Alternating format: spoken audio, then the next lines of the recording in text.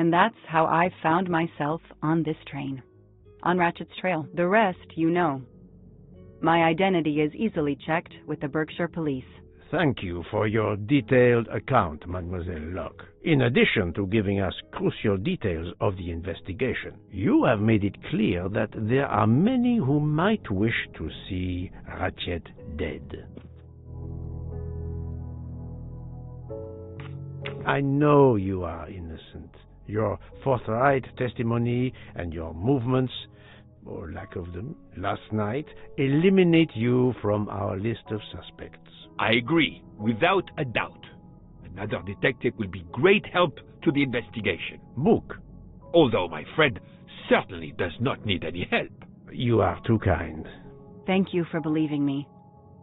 I'd like to help in any way I can. Do not worry, Mademoiselle Locke. Already I see things more clearly. It's obvious whoever drugged you was trying to derail your investigation. You mean the person who did this to me is Ratchet's killer? Both Monsieur Michel and Fraulein Schmidt had the means and opportunity to drug you. While you get your strength back, I intend to interview them. Excellent idea, my friend. All this excitement has whetted my appetite. I'm sure Mademoiselle Locke won't say no to a good, invigorating meal.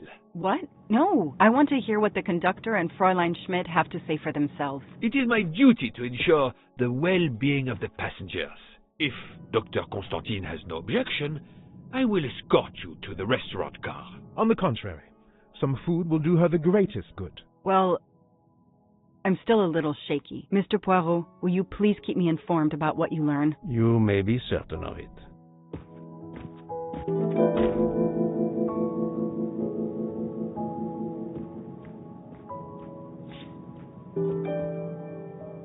All that snow. Are you familiar with the concept of entropy, Monsieur McQueen? Oh, Mr. Poirot, I didn't see you. Entropy? Randomness in a system or something? Yes, unpredictability. Even the best laid plans can go astray, thanks to something as simple as... An unexpected passenger? Perhaps, or snow.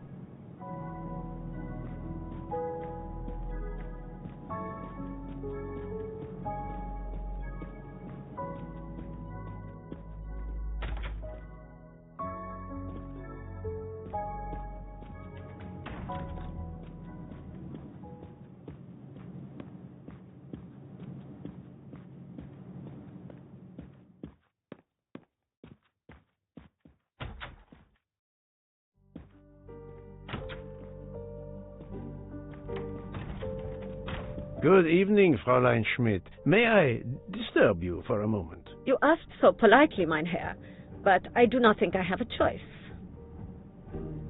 I wanted to let you know that your roommate, Mademoiselle Locke, is awake. Ah, yes, I'm glad to hear that. I was worried about her. Did she tell you what had happened to her? Unfortunately, she doesn't remember much, but we found a residue of a sleeping pill in her cup of tea. Since you two were alone together in your room when she drank it, who else but you could have drugged her? Must I point out I do not make the tea on this train? You should question the conductor or the kitchen staff. Mademoiselle Locke could have died. Whoever drugged her must not feel any empathy for their fellow human beings, given the dose that Mademoiselle Locke ingested. She was close to death. Oh, my God. What did I do? I didn't want to hurt her. Just have her sleep for a few hours while we had time. We? Time for what? Time for what, Madame Schmidt? You think I feel nothing? Nothing? That poor little girl. Indeed, that poor little girl. Fraulein Schmidt is somehow connected to the Armstrong case.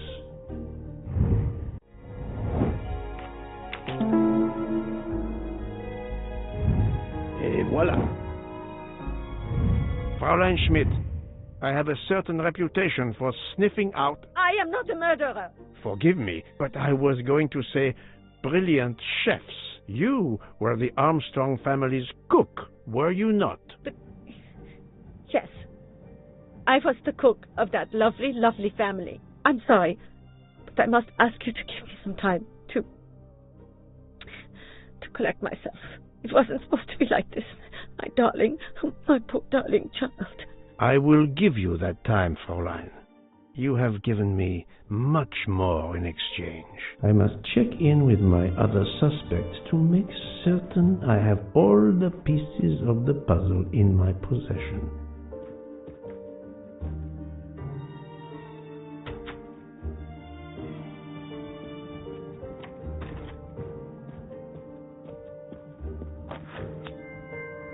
Ha-ha! Golden... Can I get you something, Monsieur Poirot? Everyone is so tense. An aperitif soon, Monsieur Fauchet, with pleasure, when the matter is resolved.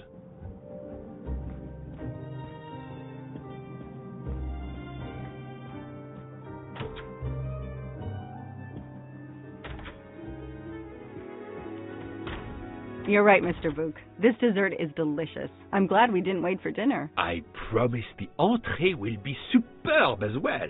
Detective Locke, you are recovering well, I see. Yes, I should be helping with the investigation. Do you know who drugged me? It is early yet for conclusions. When I return, then we shall see. Do not worry, Poirot. She is in good hands. Potarou, Freya, and yours truly are looking after her.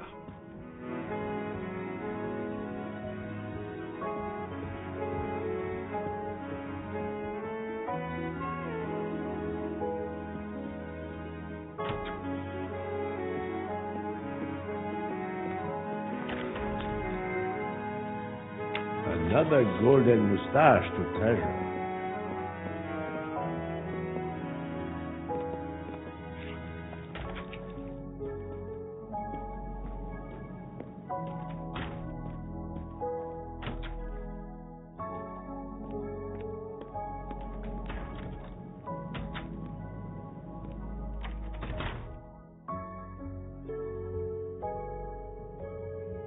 Good evening, Michel. Am I bothering you? You seem stressed. With everything that's going on, I must admit, it's difficult to be relaxed. Of course, I understand. Especially since we know that Detective Locke's tea was drugged before it was served to her. Detective? Come now, Michel. Surely you would have taken the opportunity to search her things and found her badge. Luckily, she woke up and was finally able to tell us her story. Potarou boiled the water, Jean made the tea. I just brought it. Sir, it could have been any of the staff. Your defense is to accuse others?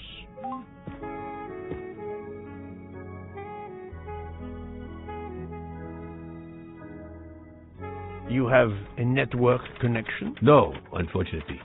It's just an automatic reminder to pay my rent. I always forget, and my landlord complains.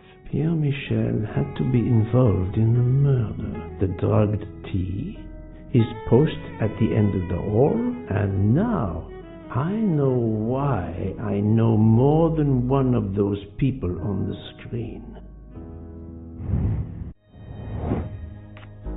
Adequate.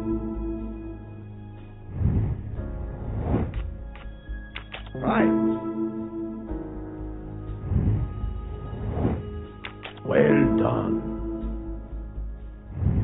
That's the right answer. You are the father of Suzanne Moreau, Daisy Armstrong's nanny. My condolences on the death of your wife. What? But my wife... Enough lies. Suzanne does not bear your name? No. Suzanne's mother and I were divorced. Suzanne kept her mother's name. My most sincere condolences, Monsieur Michel, on the deaths of Suzanne and your wife.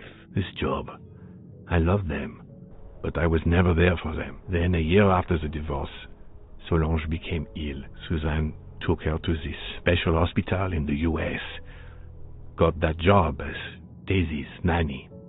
I understand your pain, and the reason that led you to drug Detective Locke. We really can't hide anything from you, can we? Many have been foolish enough to try and keep the truth from Hercule Poirot. Yes, I admit, I drugged the tea. But it was only to keep her quiet until I could... But she reacted so much to the sleeping pills. She was lucky, as are you, that she didn't die. To be frank, there is one more thing that puzzled me, but I think I understand now.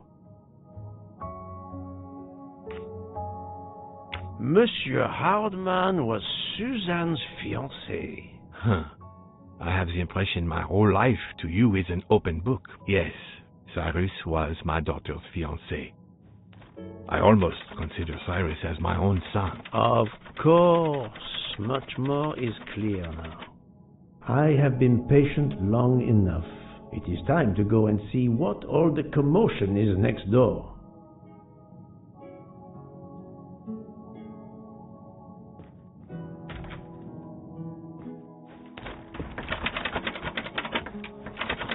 Monsieur Hardman, excellent. The gods who watch over detectives must have trapped you here. Why didn't they watch over me? I'm a detective, too. I was talking to Michelle about a leaky faucet, and I wanted to go out, but, you showed up. No need to invent some preposterous story. But really, Michel has told me everything. You are the fiancé of Suzanne Moreau, his daughter. Oh. I see. Surely this is not a big surprise to you. No. Suzanne was the only woman I ever loved. And I failed her. We got into a spat. It was nothing, but I was too proud to apologize. We weren't speaking at all. Suzanne never really cared for that guy Noah. She would have forgiven me. If only. If only. If only. A common refrain between lovers who quarrel. Obviously, Pierre Michel and Fräulein Schmidt both drugged Detective Locke's tea, causing the overdose. No wonder she had so much trouble waking up. Time to report my findings to her and Book. Another delightful trophy for my collection. I wonder if our master chef gets his recipes from a game.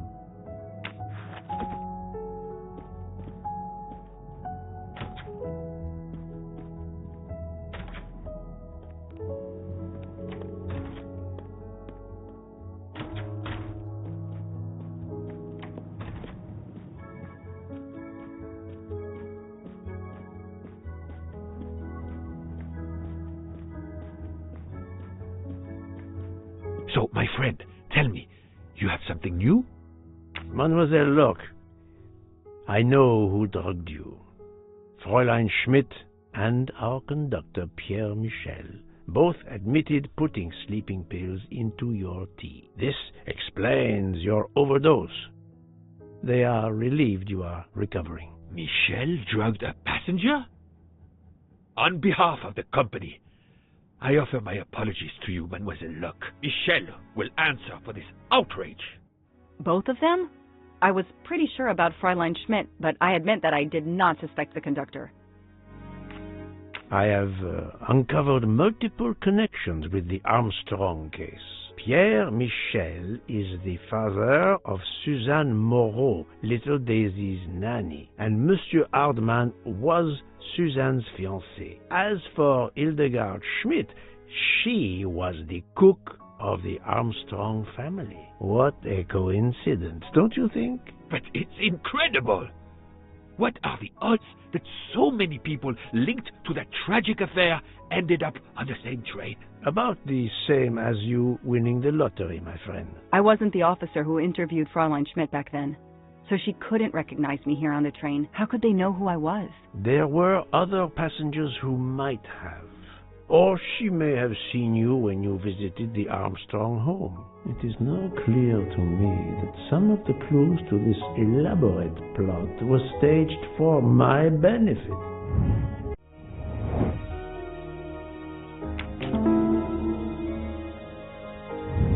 I'm right again. That happens to me a lot.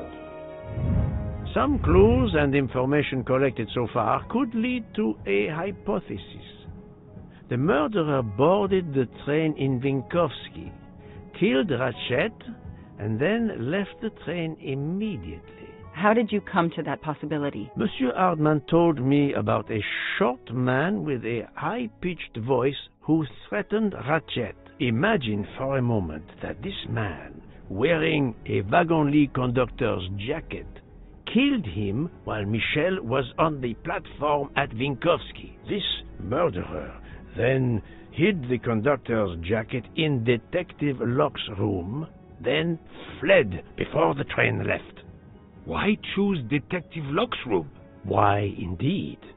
Let me re-explain from the beginning.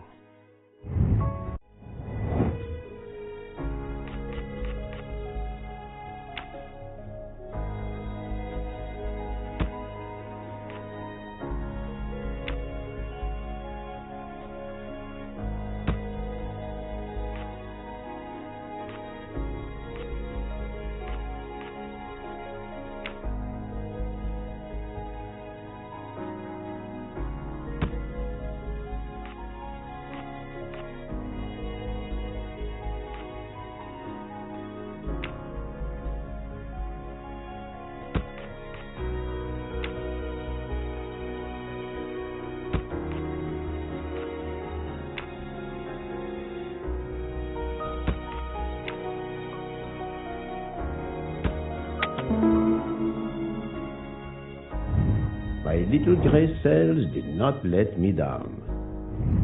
Mon Dieu! Oui! That must be it! Everything fits so well! It fits too well, my friend. Other clues lead to a second hypothesis, much more plausible.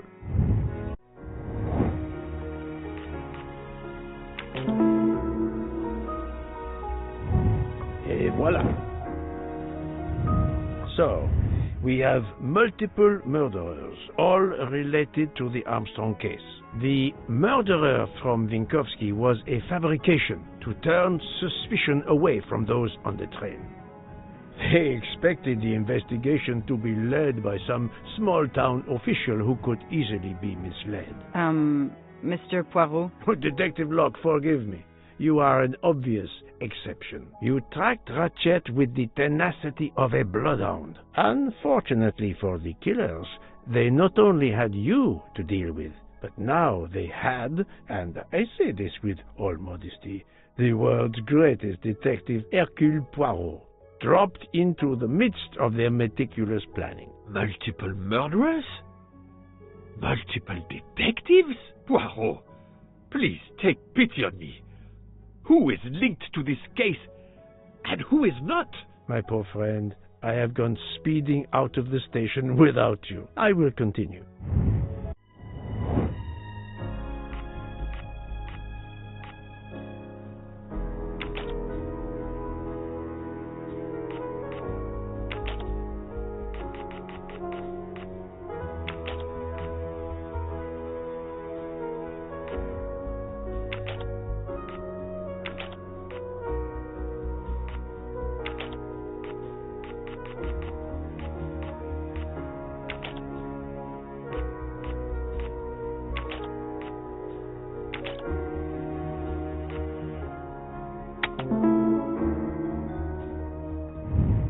That was easy.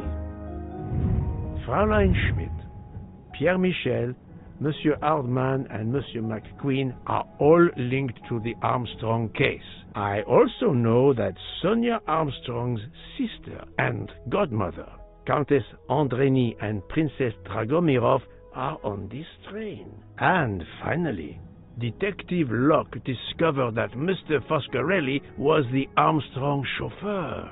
If we add Detective Locke and Ratchet, of the 12 passengers in that coach, 9 have a connection with the Armstrong case. What next, Poirot?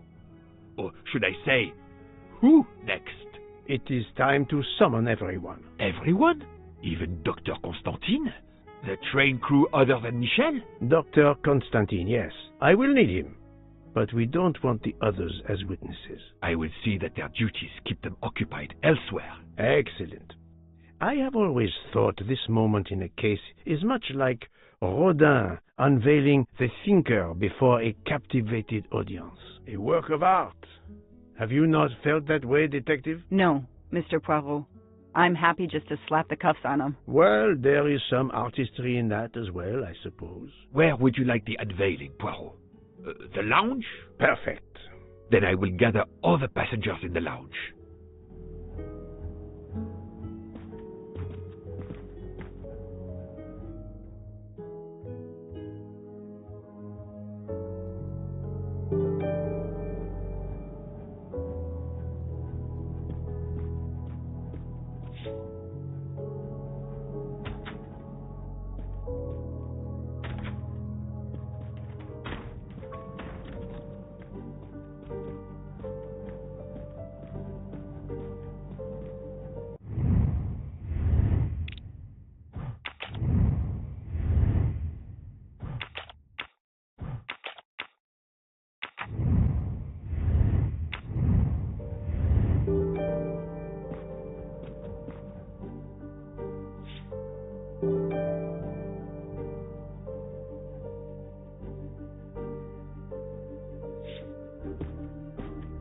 Monsieur Bouc, are the train crew locked in their quarters? Yes, they are. Then the stage is set for the final act.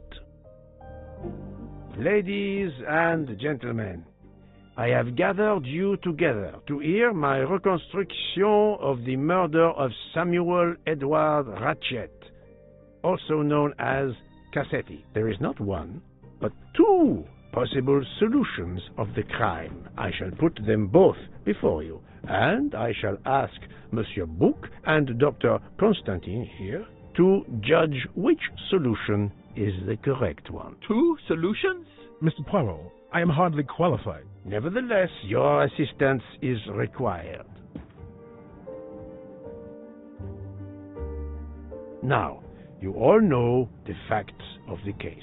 Ratchet was found stabbed to death this morning. He was last known to be alive at 12:37 a.m. last night, when he spoke to the wagon-lit conductor through the door. His watch was found to be badly dented, and it had stopped at 1:15. Dr. Constantine, who examined the body, puts the time of death as having occurred between midnight and 2 in the morning. At half an hour after midnight, as you all know, the train ran into a snowdrift. After that time, it was impossible for anyone to leave the train. So, here is my first theory. The enemy, as Ratchet expected, joined the train at Vinkovsky by the door left open by Captain Arbuthnot and Monsieur McQueen, who had just descended to the platform. He was equipped with a wagon-lit jacket, which he wore over his ordinary clothes, and a pass key which enabled him to gain access to Ratchet's compartment in spite of the doors being locked. Ratchet was under the influence of a sleeping draught. This man stabbed him with great ferocity, 12 wounds in all. He left the compartment through the communicating door to Madame Hubbard's compartment. Yes, that's so. Scared me half out of my wits. The murderer thrust the dagger he had used into Mrs. Hubbard's handbag in passing. Without knowing it, he lost a button of his uniform. Then he slipped out of the compartment and along the corridor. He put the uniform jacket into Detective Locke's suitcase to cast suspicion on her. And a few minutes later, dressed in his ordinary clothes, he left the train just before it started off again, using the same means for egress, the door near the dining car.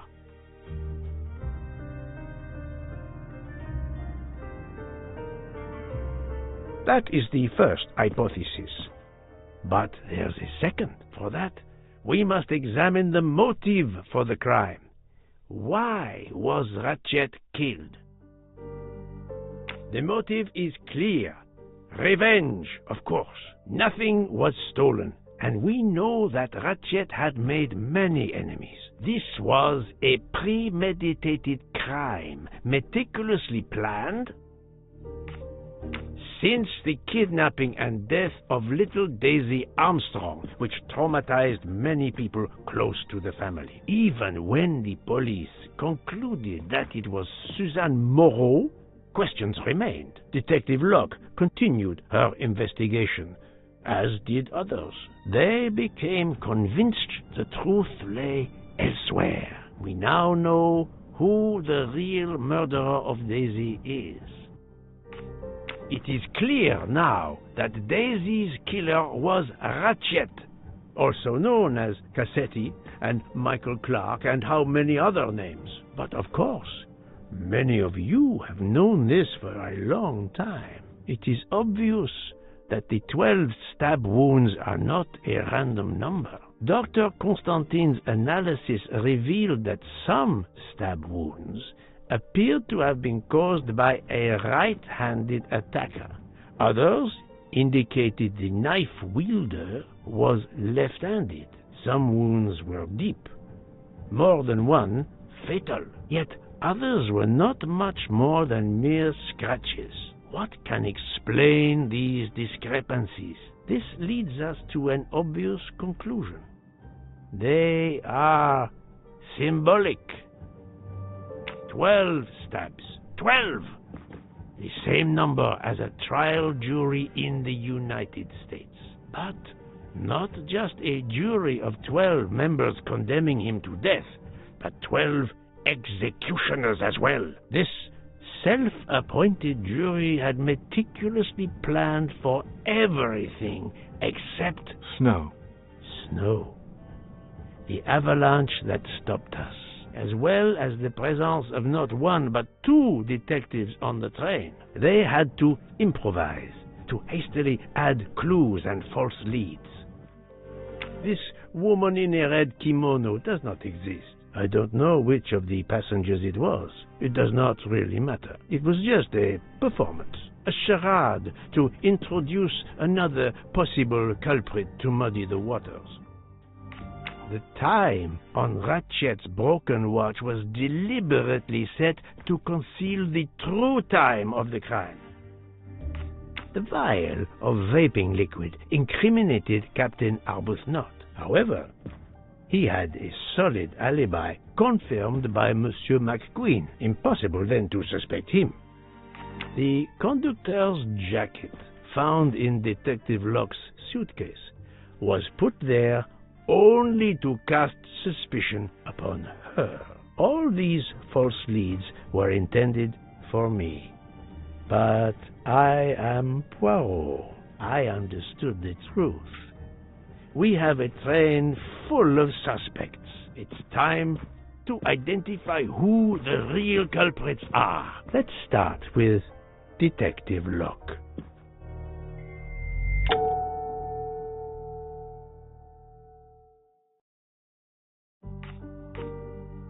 Planting the conductor's jacket in her suitcase was an attempt to implicate Detective Locke, but she couldn't fake her drugged condition.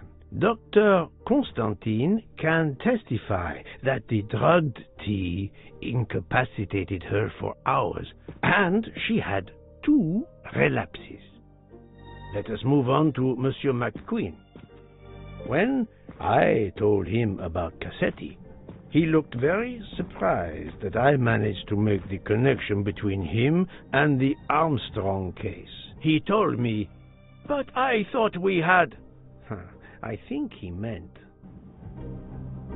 "You thought you didn't leave any real clues linking the murder to the Armstrong kidnapping. Moreover, you insisted that Ratchet did not speak French when you knew I had heard a voice calling out in French that was supposed to be Ratchet."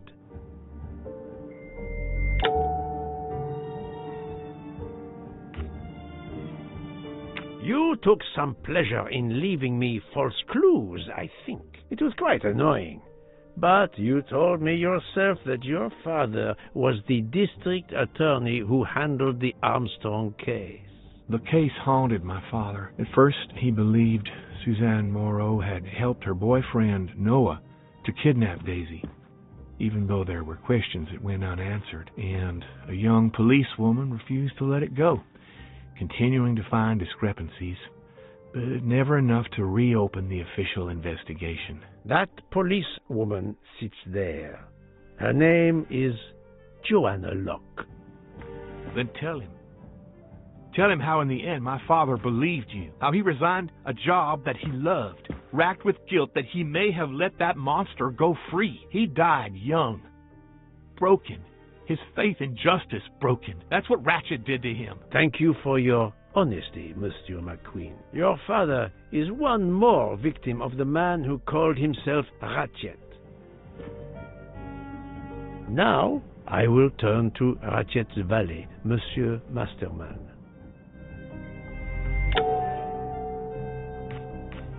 Ratchet sensed danger close to him and naturally wanted to stay awake. You gave him sleeping pills without his knowledge. Once he was sound asleep, you could do what you had to do in peace.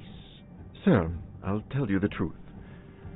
I was Colonel Armstrong's adjutant in the war, sir, and afterwards, I was his valet in New York. I'm afraid I concealed the fact this morning. It was very wrong of me, sir, but I knew how suspicious it would look. Is that all you have to say? That's all, sir.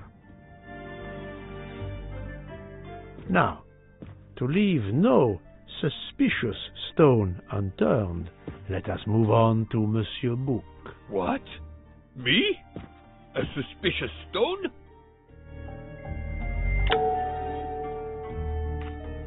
Book, my friend, of course you are not guilty. You did everything you could to get me on this train. What madness would cause you to ensure, and I speak with all modesty, that the best detective in the world could be present to witness your crime? But doesn't our friendship count as well? Most assuredly, but a murderer can wear all sorts of masks, including friendship. Let us consider our ever-efficient wagon-lit conductor, Pierre Michel. Your admission that you drugged Detective Locke immediately incriminates you, but the murder could not have been possible without your very capable assistance. Your knowledge of train procedures made the murder possible, and your position in the corridor of the train allowed you to be the perfect alibi for several passengers. And your motive? Suzanne Moreau, Daisy Armstrong's poor nanny, who was wrongly accused and committed suicide, was your daughter. C'est un foiré. He got what he deserved. My poor daughter has finally been avenged. My Suzanne. My child. Let's move on now to Monsieur Hardman, one of 3 detectives on this train. Monsieur Hardman, I think you are a real detective, but you were never hired by Ratchet. Your alibi was that you were watching the corridor to protect Ratchet, which, of course, you never did. You protected Pierre Michel. However, we just saw that his alibi doesn't hold up, so neither does yours. I don't know about the conductor. Being Suzanne's fiancé, you had a substantial motive to punish Ratchet. You used your detective skills, just as Detective Locke did, to hunt him down and finally avenge the death of your beloved. That's right, Mr. Poirot. I do have some detective skills. I never doubted it. Now, Fraulein Schmidt, the lady's maid with the soul of a cook.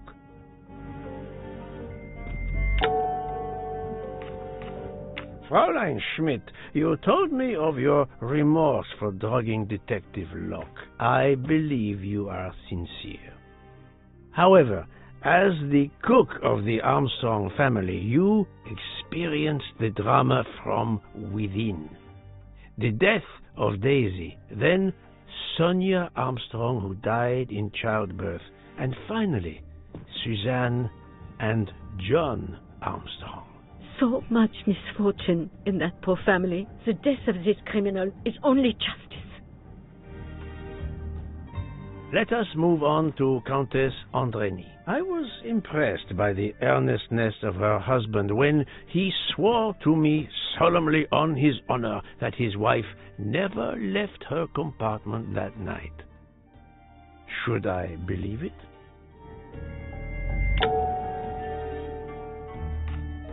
Countess Andreny, being Sonia Armstrong's sister, you had every reason in the world to want to avenge her. But you were incapable of stabbing someone, even after what he had done to you and your family. The night of the crime, you simply took a sleeping pill. I appreciate the irony that nearby, Detective Locke was also in a drugged sleep. When you awoke, you thought the nightmare was over. Rudolph? Hush, my love. Hush. Excellent transition. I was coming to you, Count Andreny.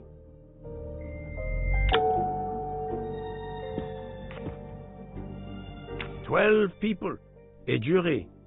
This was very important to all of you. If Countess Andreny did not stab Ratchet, someone had to take her place. And you, Count, the beloved husband. I've seen how fiercely you love and protect your wife." Enough! I would do anything for Helena. Anything. Even that. Yes, even that. Let's move on to Monsieur Foscarelli.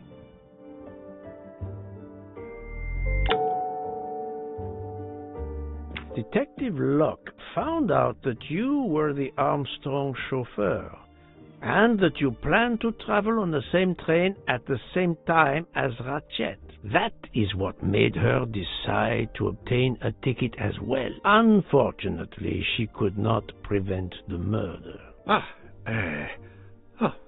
Have you lost your tongue, Mr. Foscarelli? Oh, Daisy. She was the delight of the house. Tonio, she called me. And she would sit in the car and pretend to drive me. And you, Mademoiselle Olson, a champion for the immigrants, a worthy calling.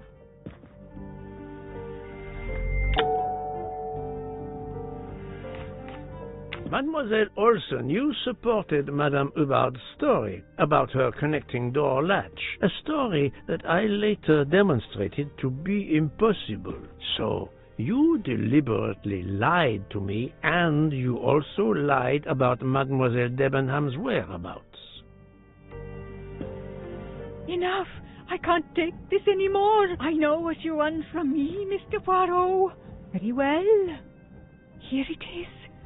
She was my little Daisy, my angel, so patient. When I patched a scrape or took her temperature, that was my job. But she was so much more to me. She was a shining light in an ever-darkening world. I've tried to honor her by caring for children who have lost everything. Thank you, Mademoiselle Olson. You too shed light on your part in this mystery. You were Daisy Armstrong's nurse. I will ask you no more questions. It is enough that you have admitted what I know to be the truth, and I understand. Let's move on. Dr. Constantine. You suspect me? I know none of these people. I didn't know Ratchet either, and I've taken a solemn oath to help people, not murder them.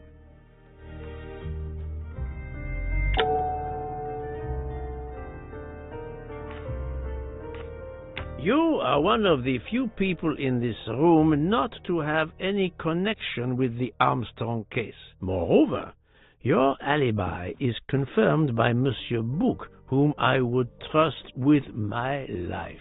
That is very kindly said, my friend. We now come to Mademoiselle Debenham and Captain Arbuthnot, whose relationship was not in doubt from the moment I inspected your room at the hotel. You have a bloody nerve.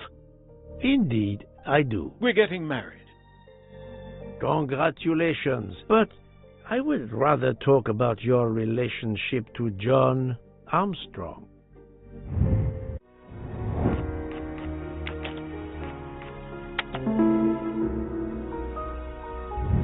I'm right again. That happens to me a lot. Captain Arbuthnot, you served in the army with John Armstrong. What I don't understand is why a man your age is still a captain. One might expect you to be a colonel as well. Ever fought in a war, Poirot? It was war that first brought me to England. Then you know what it's like. There's a shattering sound, and death, and mistakes, acting on intelligence that proved to be wrong. I sent a patrol to their death. Good men, brave men, wasted. John testified on my behalf at a court-martial. I'm not a colonel. I don't deserve to be, you bloody fool. But I'm also not in prison. John remained my best friend until... There, you have my story. Understand now? Archie, calm down, please. You're right, Mary. What you see in me, I don't understand. Oh, Archie, I see in you what John saw. Miss Debenham, I'm sorry. My turn, is it? I'm afraid so. And you have caused me quite a puzzlement. Your connection with the Armstrong family was not obvious. Then I remembered the job you currently hold.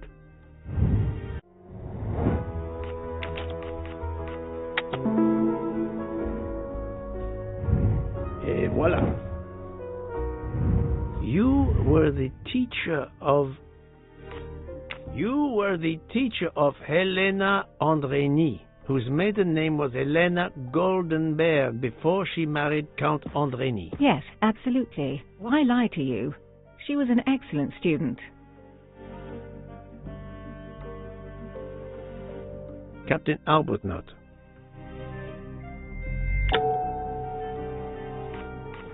You had one of the strongest alibis, thanks to Mr. McQueen.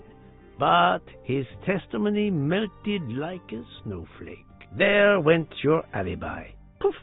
Unless you have another one.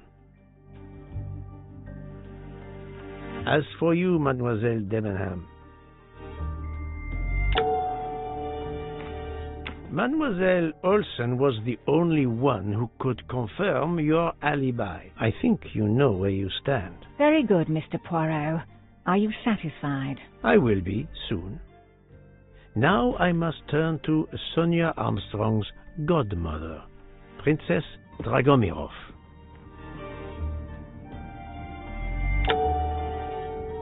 Princess Dragomirov, you weren't on my list of suspects at the start, given your social position. I left my social position in a cold country. Do you object to being addressed as Princess? I deny people the opportunity. It makes a good story to tell their friends. It also guarantees a good table in the best restaurants. Princess, there is also, forgive me, your extreme physical fragility. It does not stop me when I must be strong. Indeed. Of more importance, though, is the fact that you're the only left-handed person on the train, and the single blow to ratchet from a left-handed person was very, forgive me, weak. Finally, I'm afraid I know the alibi that you shared with Fraulein Schmidt is false. You have been very thorough, sir. I hope you will permit me to say we are much alike. I am honored. Now it is time to end with Mrs. Hubbard, or should I say, Linda Arden. If Princess Dragomirov hadn't told me about her relationship with this famous actress, I might not have made the connection. But you are a great actress, madame. Your performance as a flighty, self-involved woman was superb. I never would have guessed something entirely different. As for what ties you to the Armstrong family, it is obvious.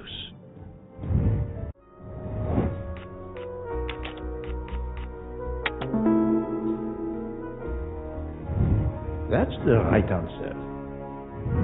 Mrs. Hubbard, you are the mother of Sonia Armstrong and Mrs. Andreni.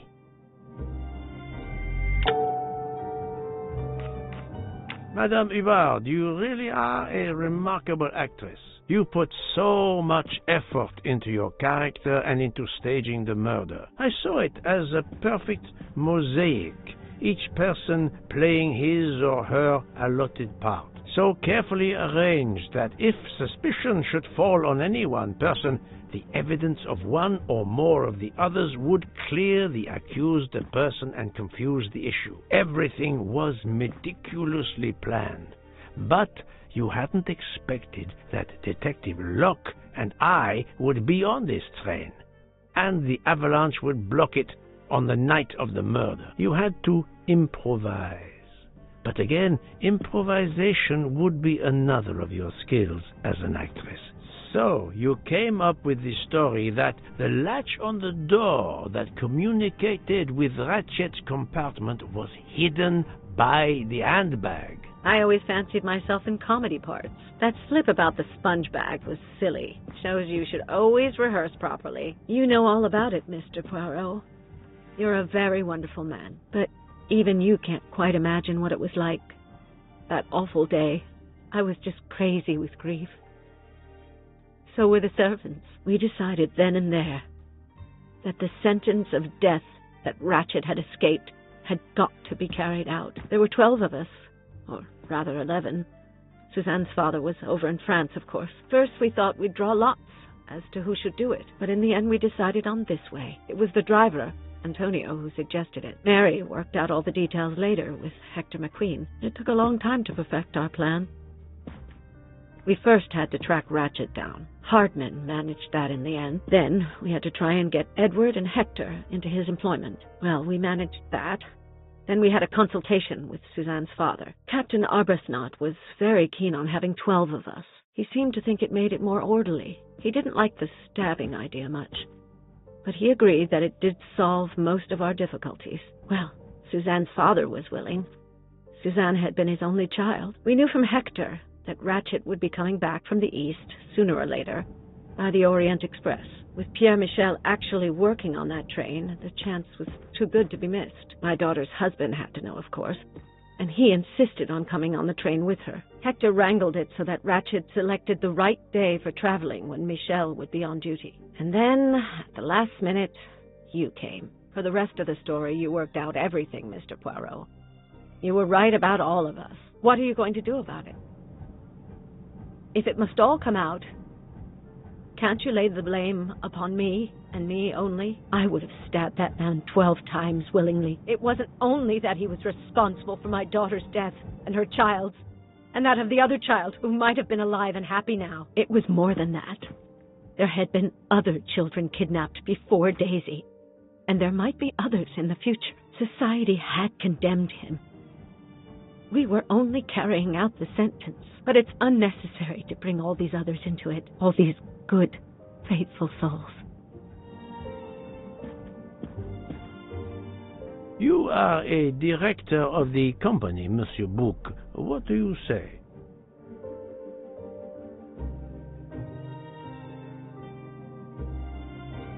In my opinion, Poirot, the first theory you put forward was the correct one.